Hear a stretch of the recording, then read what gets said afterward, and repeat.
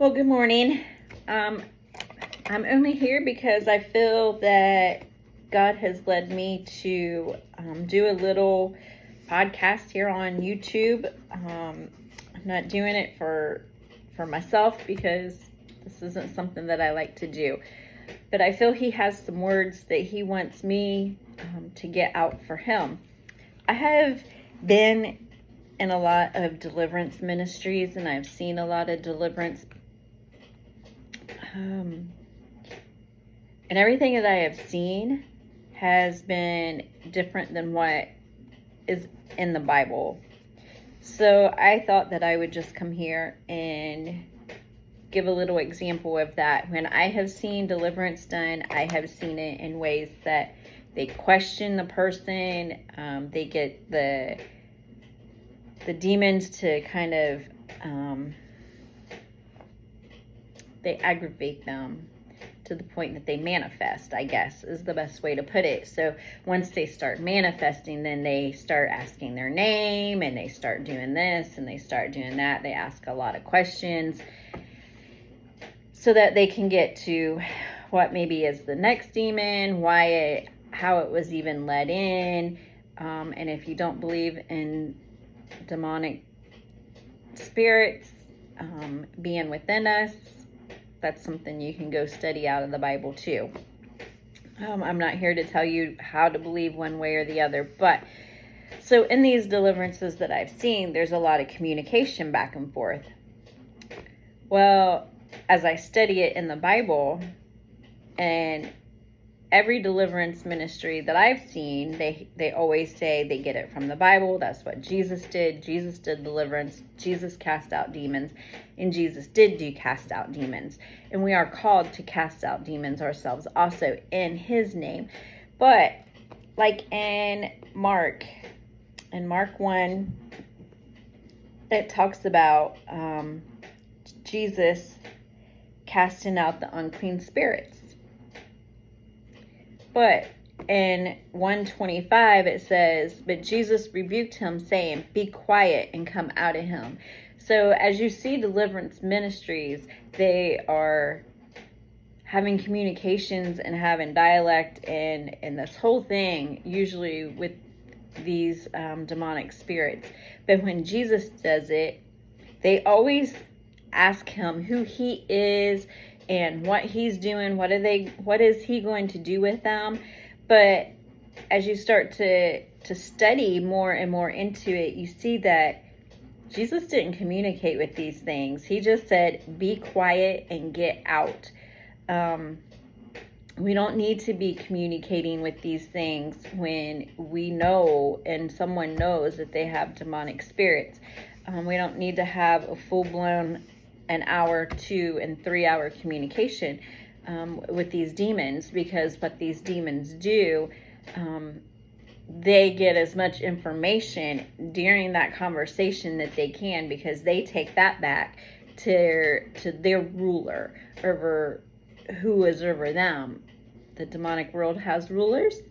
You can study into that too. So they take all of the information back to their ruler. So usually when we're doing all of this communication, we're just giving them information just as much as they're giving us information, and they're wanting to keep us in that communication. Jesus had no part of communicating when he was casting out the demons. He just said to be quiet and come out. And that's all we need to do when we are in deliverance. But also, that person, the difference I think with us and Jesus was Jesus. So these demons knew he was Jesus and they obeyed instantly. With us, I think it's a little different because we're not Jesus. So the person has to relinquish all rights that it gives that demon.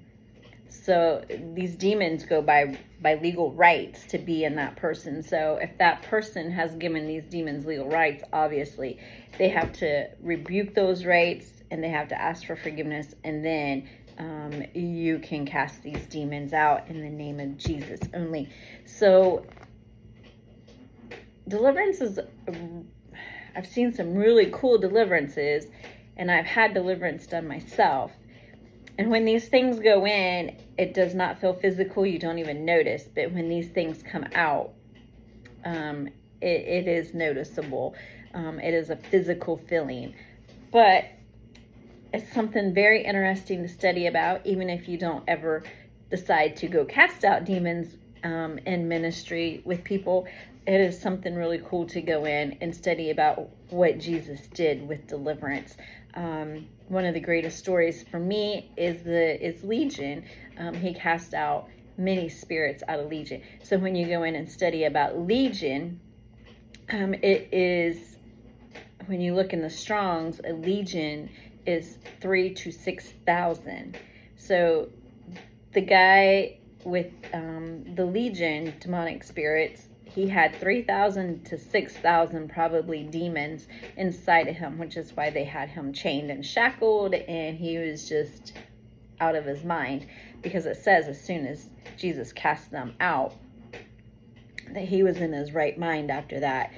And they also talked to Jesus then, can you cast us into the pigs? So Jesus answered that for them. He gave them what they wanted. So as soon as they ran them pigs off the cliff and those pigs died, they were instantly free to go find another body, another host, because they have to have a host.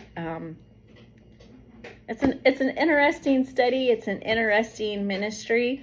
It is very real. I've seen a lot of stuff. And once you see one real true deliverance, it changes your life to know that these things are really able to get in us. So go study about deliverance and how Jesus did deliverance, and if it's a ministry that you're already in or a ministry that you think you want to get into. If you really want to do it the way Jesus did it, study into it and know that he did not communicate with these things. He didn't sit for hours talking to these demons. Once he knew they had them, he told them to be quiet and to get out. So go do some studying, go do some digging, and find out about some deliverance. Have a good day.